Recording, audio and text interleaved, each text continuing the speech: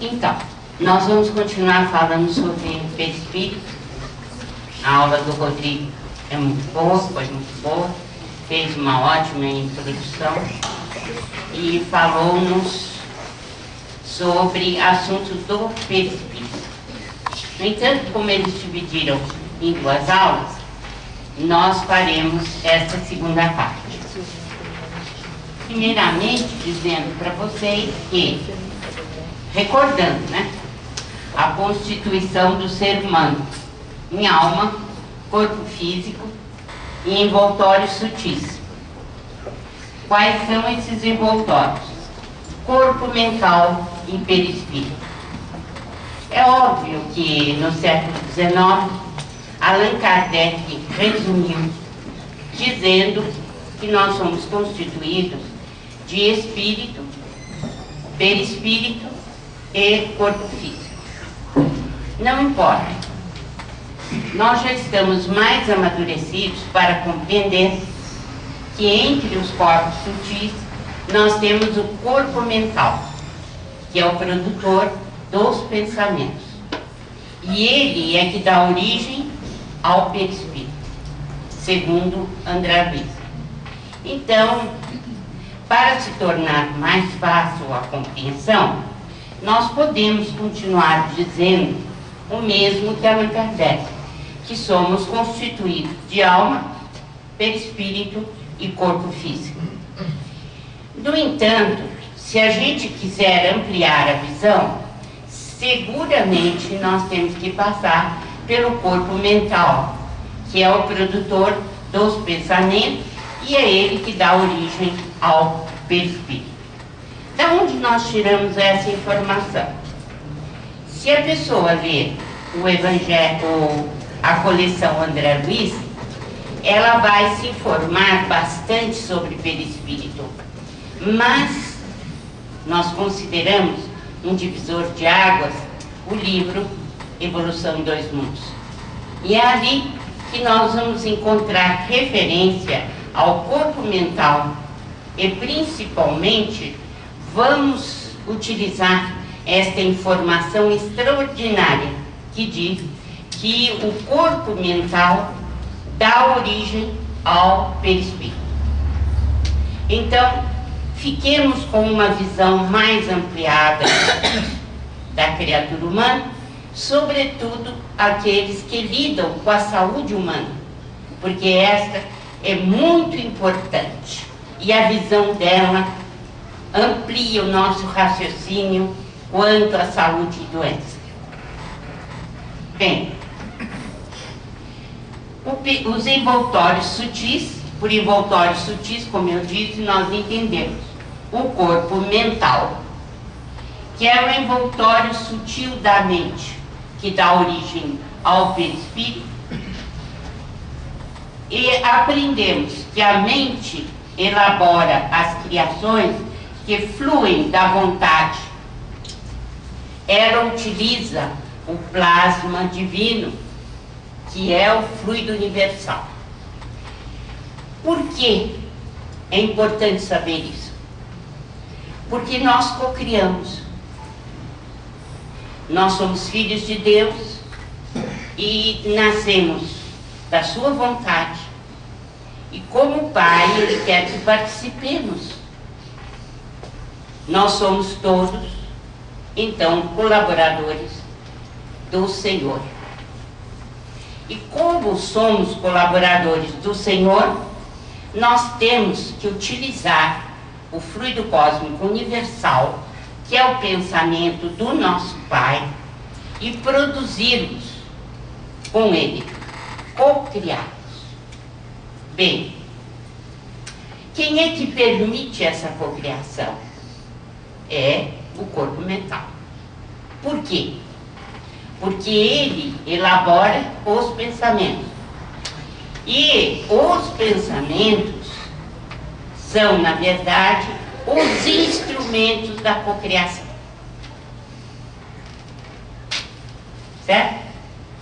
Então, nós necessitamos, principalmente, de saber que o corpo mental utiliza o fluido universal porque é ele quem elabora o pensamento. Eu já ouvi alguns companheiros de ideal dizerem que o perispírito é responsável pelo pensamento. Não é. Não é. Ele apenas distribui para o corpo todo. Mas quem elabora, quem cria, é o corpo mental. Então, essa distribuição se faz através do perispírito. Qual é a constituição do perispírito? Vocês já aprenderam com o Rodrigo que ele é constituído do corpo astral, que é o perispírito como nós o entendemos, o corpo causal, que é um envoltório presente, um elemento presente, e o corpo vital ou duplo etérico. São vestimentas ou são túnicas do perispírito. Isso é bom, é importante saber, sobretudo se nós estamos lidando na área da saúde, para compreender, sobretudo, da onde se originam as doenças. Quais são os elementos que estão perturbados, desequilibrados. Então, com o perispírito, o espírito interage no plano em que ele está, seja qual for a dimensão. Qual é a fonte do perispírito? Da onde ele promana? Do fluido cósmico universal. Como toda matéria, tudo quanto é matéria promana do fluido cósmico universal ou pensamento de Deus, ou plasma divino, como nós quisermos. É uma estrutura eletromagnética. O perispírito é formado de elétrons e fótons de uma matéria que nós desconhecemos, mas é matéria. E como a matéria do corpo físico é luz coagulada, a gente depreende, embora não tenha certeza ainda, de que o perispírito é luz, que é coagulada de uma outra maneira, numa outra dimensão, ou com elementos que ainda desconhecemos. O corpo organizado, o instrumento físico, é modelado pelo perispírito. É ele quem modela o embrião, é quem promove a embriogênese. E ele é plenamente modificável através do pensamento. Daí a importância de sabermos que essa túnica eletromagnética é movida pelo pensamento.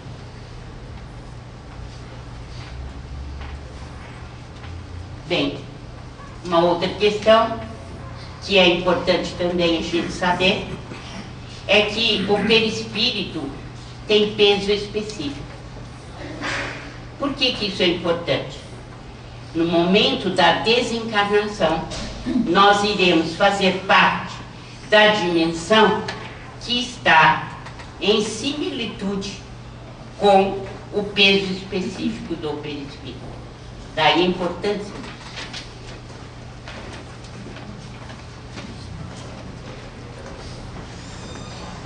Ainda a constituição do perispírito.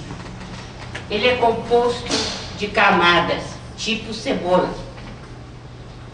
A melhor designação que nós já encontramos entre os nossos pesquisadores científicos, como Albert de Rochat.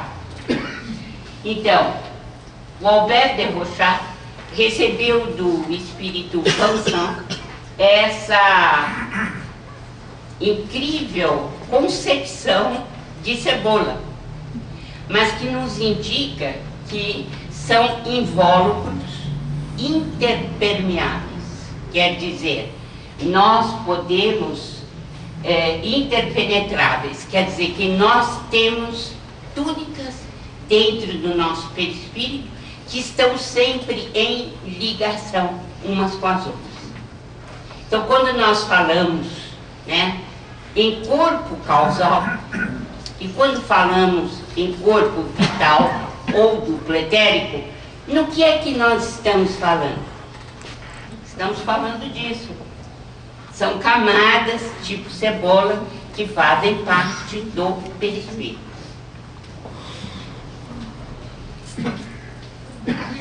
Então, o corpo causal e o corpo vital estão aí, dentro dessa estrutura. O corpo vital a gente estudou bastante quando fez o passe como cura magnética. Por quê? Porque é desse corpo, ou duplo etérico, que nós retiramos o material que vai importar na cura do paciente. Bem, e o corpo causal? Ele é a roupa suja que nós trazemos do passado. Todas as nossas ações estão concentradas nessa túnica. Por isso que a gente fala em roupa suja, mas pode ser uma roupa iluminada também, né? Dependendo do que a pessoa fez. Mas como eu tiro sempre por mim, a minha é suja. Então eu tenho que falar de algo que me diz respeito particularmente, né?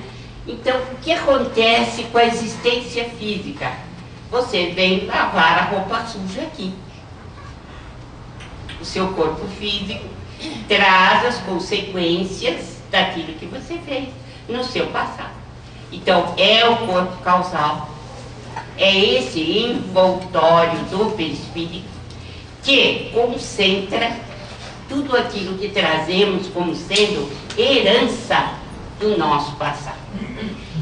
Como essa herança, muitas vezes, é uma herança que é considerada, né, bastante pobre em atitudes novas, então a gente sempre fala, vou lavar a roupa suja em outra encarnação, e a gente renasce, não é? Ainda bem que tem isso, e tem os pais que nos sustentam e nos dão possibilidade disso. Bem, o corpo vital ou duplo etérico, de uma certa forma, ele foi tratado por Allan Kardec, embora a gente não tenha esse termo na obra kardeciana. Mas nós podemos dizer que ele fala em laço semimaterial, em matéria elétrica, em fluido magnético, animalizado, em fluido nervoso, em matéria inerte, em ectoplasma.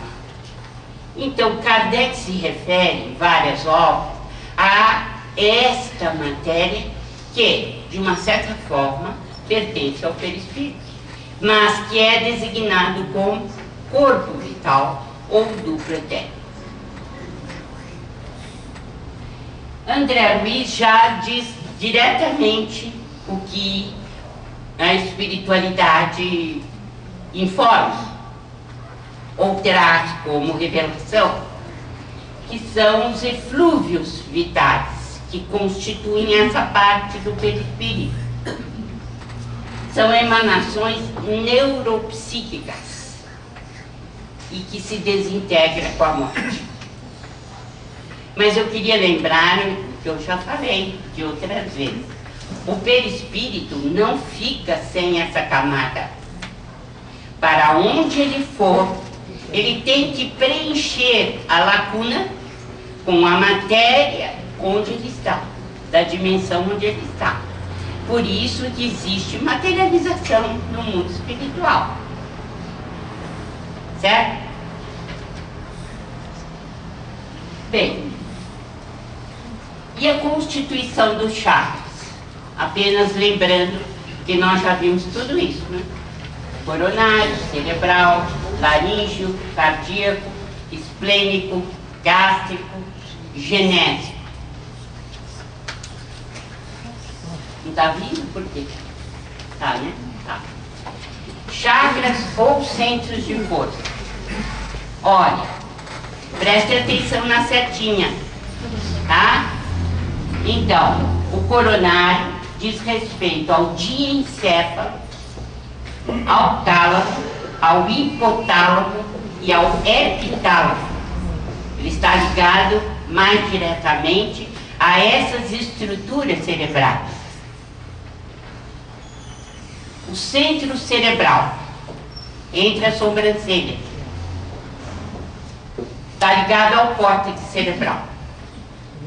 Percepção, né, diversa, visão, audição, tato, etc. Palavra, cultura, arte, saber. O centro cerebral está ligado ao conhecimento. E a glândula principal é a pituitária ou hipófise. O laríngeo, né, na altura do pescoço, está ligado ao timo, à tireoide e à paratireoide. O cardíaco está ligado ao coração, como o nome indica, que é responsável, por sua vez, por emoção e equilíbrio. Por que é bom saber isso?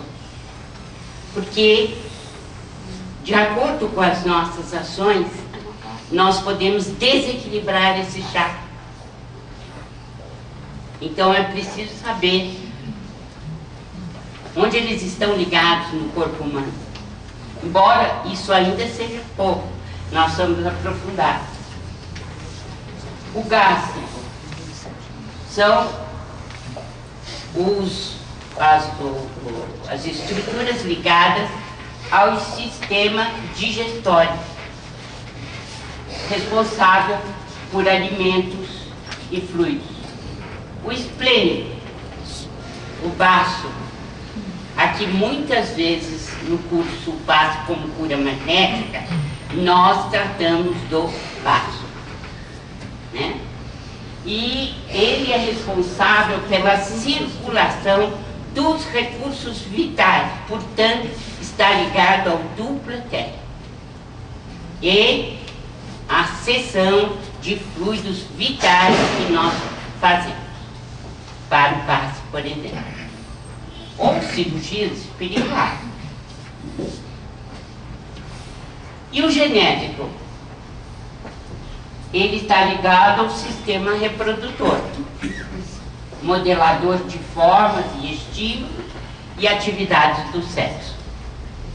Mas não pensem que o sexo está localizado simplesmente nas glândulas reprodutoras.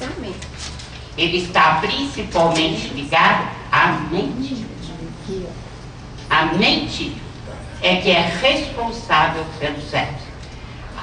Nós temos sim um sistema muito bem formado, que é o reprodutor, e que, de certa forma, né, coloca para o corpo físico o que o nosso espírito escolhe de matéria mental.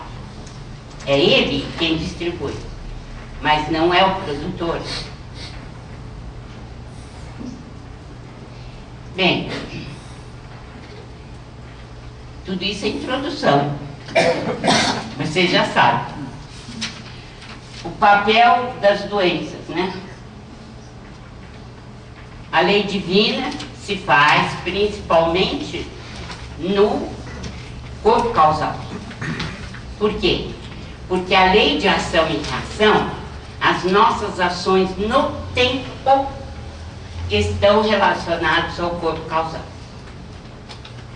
Então é ele quem está diretamente administrando a lei divina em nós. Claro, comandado pelo Espírito, porque o Espírito não tem voz ativa, né? Bem, as doenças fazem parte dos vícios da mente. Eu sei que o Rodrigo já falou sobre isso, né? Egoísmo, orgulho, vaidade, presunção. Por quê? Porque são os vícios da mente que participam das nossas ações. E a ação gera comprometimento na lei de ação e reação. É indiscutível. Se nós agirmos em determinada direção, é bom esperar o troco, porque ele virá, para o bem ou para o mal. Causas anteriores, o karma, e atuais, que precisam ser bem estudados no caso das doenças. As patologias do perispírito que nós não conhecemos, mas que André Luiz entreabre como sendo muito importante. Por exemplo, um perispírito em adinamia, que é o remorso.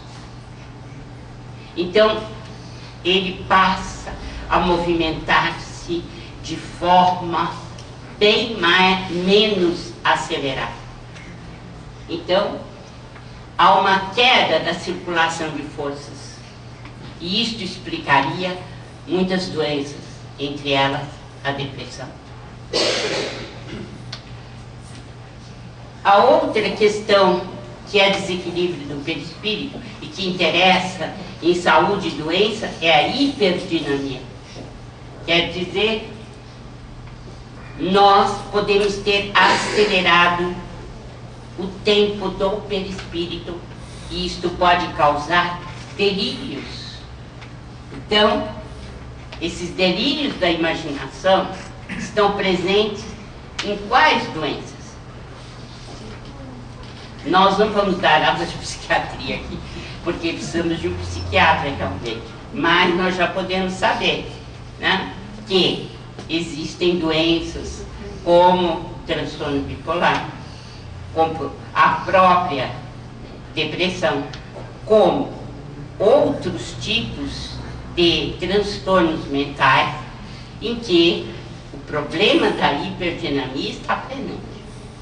Então, é uma questão de colocarmos o perispírito em um outro estado. Mas será que simplesmente os medicamentos na área, por exemplo, do orgânico, poderia atingir um caso como este? Será que não seria esta a explicação da melhora de muitos pacientes que são tratados não apenas no biológico, mas também são tratados espiritualmente e que levariam o perispírito a um equilíbrio maior? Essa é uma pergunta que a gente deve fazer e deve recomendar que o passe seja incluído, seja qual for a doença.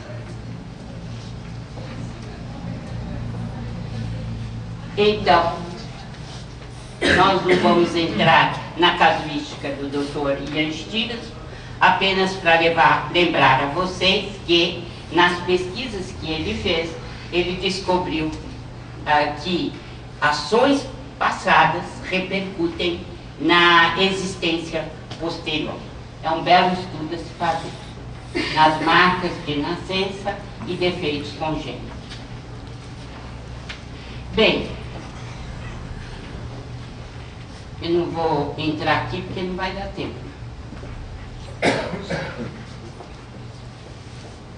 Modificações normais e patológicas do perispírito, para a gente poder concluir a aula do Rodrigo, né? Então, nós temos propriedades da estrutura eletromagnética, pequenas ou profundas. Existem modificações do perispírito que são normais. Por exemplo, no renascimento. Todos nós, para renascer, precisamos miniaturizar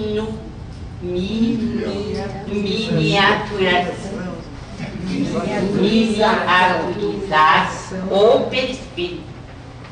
Nós tivemos de partir de um ser humano totalmente desenvolvido no mundo espiritual para o perispírito de um bebê.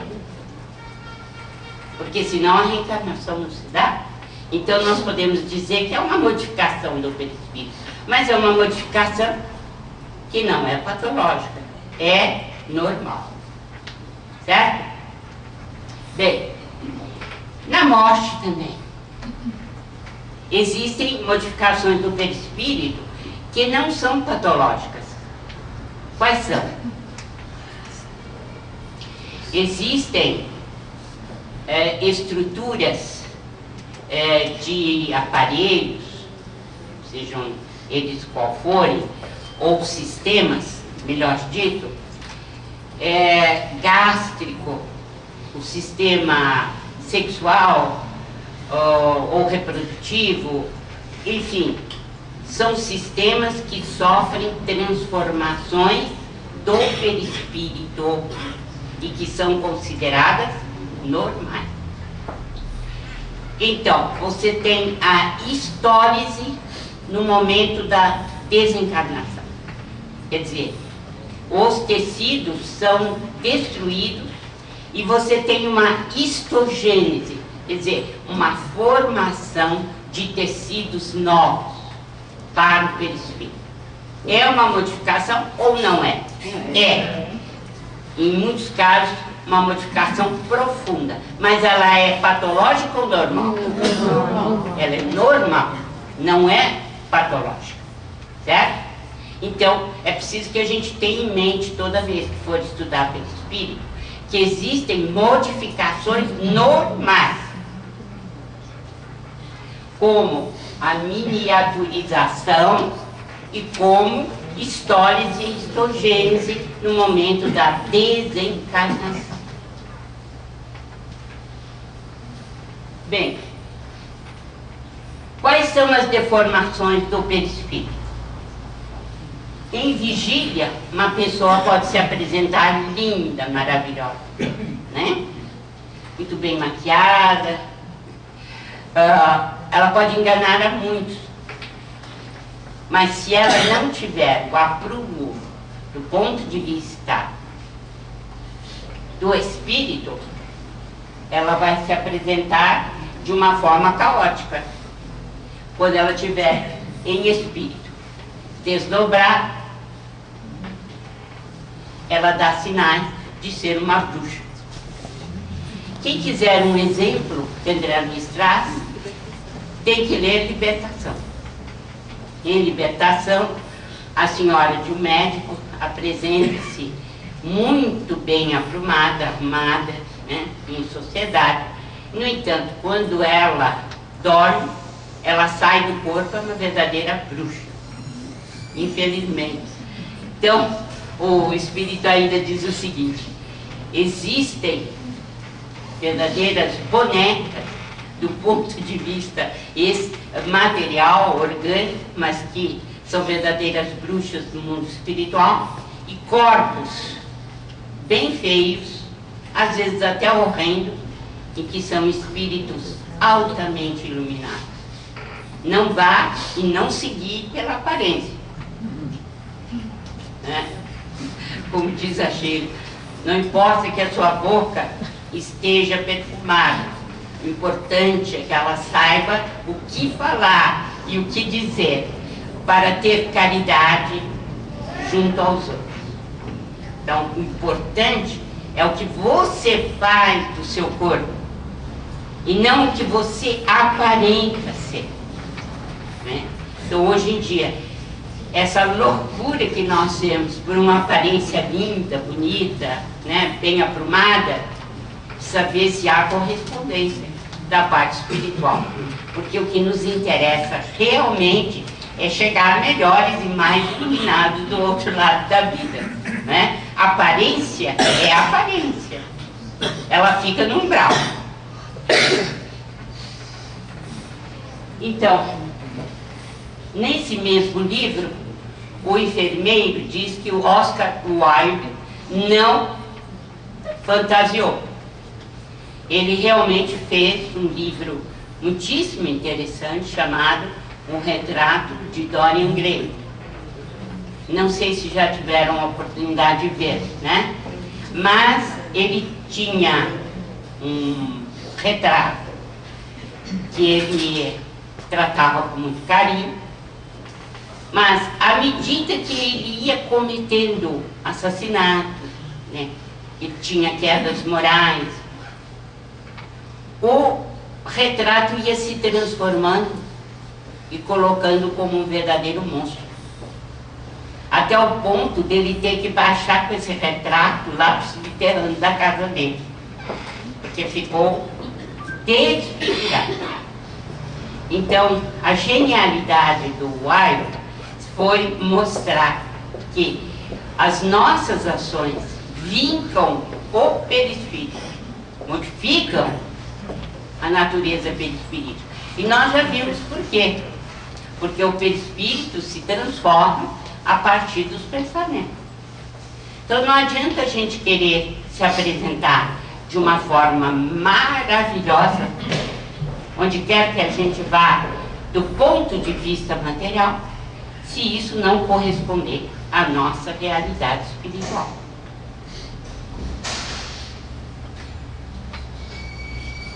Cada crime, cada queda, deixam aleijões e sulcos horrendos no campo da alma. São expressões de André Luiz do livro Libertação.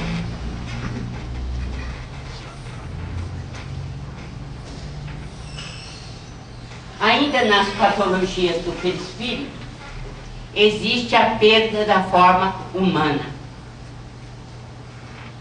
Vocês já devem ter visto isso também, que se chama zoantropia, mas que é mais conhecido como sendo licantropia, porque transformar em lobo parece ser uma tarefa que tem sido mais comum no mundo espiritual. Então a gente conhece como licantropia, mas existe também a possibilidade de se transformar em ratos, né? Em aranhas gigantes e etc. E isto, ele é transformável porque o mal opera em nós verdadeiro desequilíbrio e nós ficamos sujeitos à hipnose.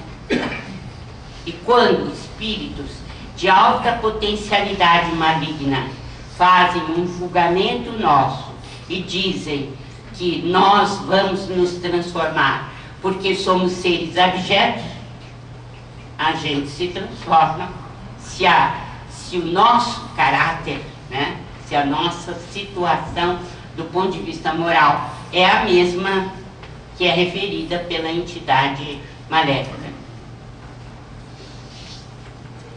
A ovoidização vocês viram bem também, da última vez, né? Em que não se transforma em animal, mas se transforma, por exemplo, numa grande ameba ou num crânio, o tamanho de um pouco maior que um crânio humano, né? Que é a ovoidização. Bem, dentre as alterações do perispírito, nós já vimos que a adinamia leva à queda mental no remorso, a hiperdinamia leva a delírios da imaginação, daí as doenças, os transtornos mentais, né, de cada nosologia. E também tem uma outra situação que André Luiz se refere, mas em Evolução dos Mundos, que é a miopraxia do centro genésico atonizado. O que significa isso? Quando a mulher provoca aborto, ela fica com esta região do sistema reprodutor, ela fica com essa região afetada. Daí os problemas inúmeros que ela vai apresentar numa outra existência, porque o perispírito dessa área está profundamente lesado. Bem, alterações nós encontramos também com o Antônio Olímpio. Vocês se lembram que eu descrevi aquele fazendeiro, né, que para ficar com a fortuna toda matou uns 2 irmãozinhos, né? Afundou-os no lago. Ele se apresenta no mundo espiritual com a face totalmente transfigurada. Daí irreconhecível no mundo espiritual. São alterações do perispírito. E o caso da mulher loba, né? Ela, para termos uma ideia da situação especificamente dessa mulher, que está em libertação, ela matou o marido e os 5 filhinhos. E tinha uma vida muito comprometida do ponto de vista moral e também das viciações. Quando ela chegou na zona inferior, na zona mais baixa, ela foi julgada pelos juízes, pelos dragões. E ela se apresenta ao tribunal e o juiz, um dos dragões, um dos juízes, começa a descrever tudo que ela fez e diz assim: você não passa de uma loba. E a partir daí, então, começa a modificar-se o perispírito e ela é reduzida à situação de loba. Mas por quê? Porque não havia, dentro do tribunal mais alto da consciência dela, não havia dissolução. Ela havia sido realmente uma carrasca, né, de inúmeras pessoas.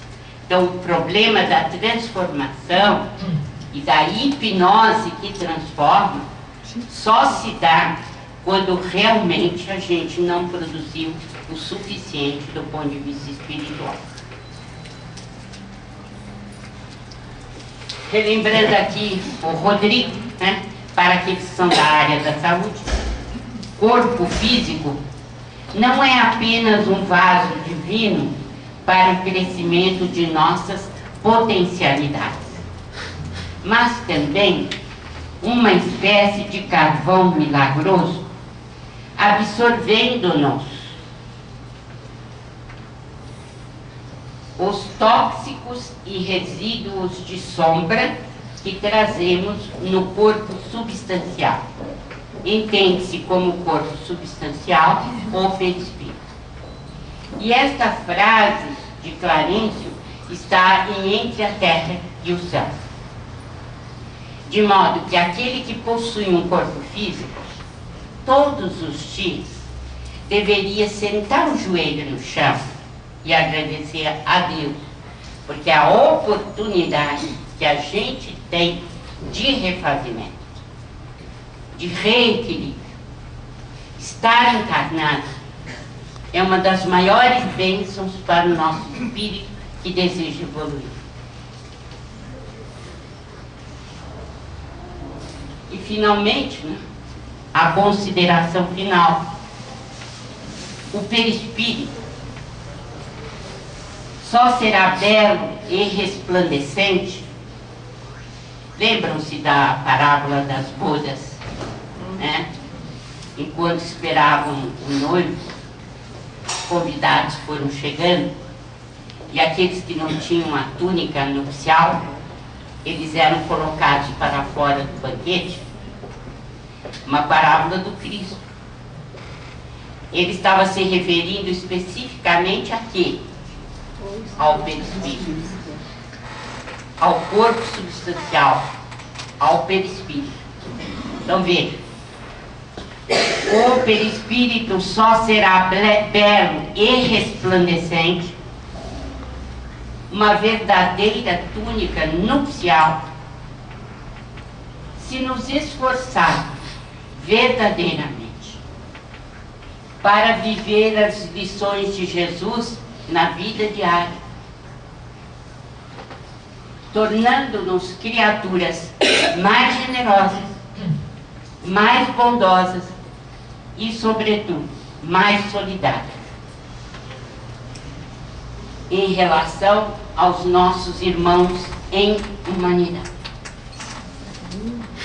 Assim, se nós quisermos compreender melhor por que é que os espíritos obsessores encontram em nós campo de atuação, é preciso saber que a atração se dá através do perispírito que nós portamos, através do perispírito que dá vida ao corpo físico e que permite ao espírito evoluir e que permite ao espírito aprender.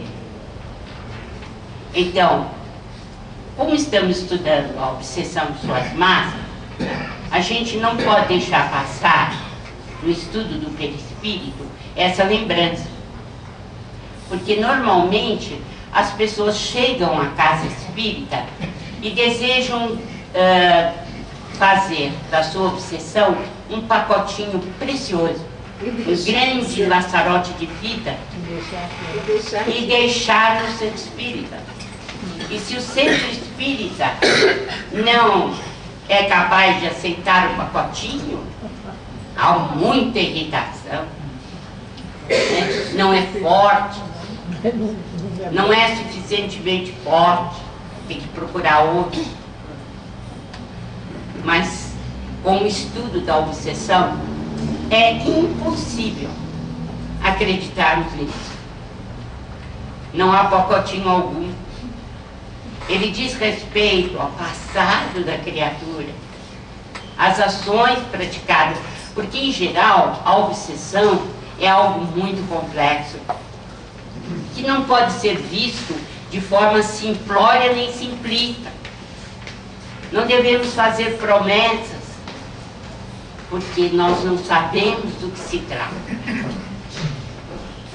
Nós simplesmente temos que dar apoio ao obsediado ou obsediada, a fim de que encontre forças de modificação do seu perispírito. E a modificação só pode se dar através dos atos, das ações, e isso o centro espírita não pode fazer, nem nunca o fará. O que a pessoa vai encontrar é solidariedade, é apoio, é principalmente ajuda para sair desse espinhadeiro. Mas não podemos tirar. Aliás, nem Jesus, a não ser que os dois se convertam e se perdoem, como nós já vimos no grande livro, No Mundo Maior, em que a Cipriana foi chamada para fazer uma desobsessão, e ela só conseguiu desatar um do outro no momento em que ambos se perdoaram. Então, não há essa possibilidade. Nós ficamos aqui lembrando isso, o esforço que o obsediado ou a obsediada tem que fazer para reajustar-se perante a lei divina. Porque a obsessão é um conúbio de forças negativas. E essas forças negativas precisam ser tratadas com amor, mas principalmente elas têm que ser transformadas pelos próprios envolvidos no processo obsessivo. É essa a questão. Não se trata de ser espírita mais forte nem mais fraco. O que nós verificamos que há necessidade absoluta é de que somente o bem neutraliza o mal. Isso é certeza. Somente o bem é capaz de neutralizar o mal. No entanto, quando nós aconselhamos isso, a pessoa vira o calcanhar e nunca mais aparece. Porque, na verdade, o centro espírita tem por obrigação retirar o mal. Mas, felizmente, nós já aprendemos o suficiente para saber que Não há caminho desobsessivo sem que ambas as partes se perdoem, se intercomuniquem e, principalmente, operem no bem. Como temos alguns minutos, estou aberta a perguntas. Doutora,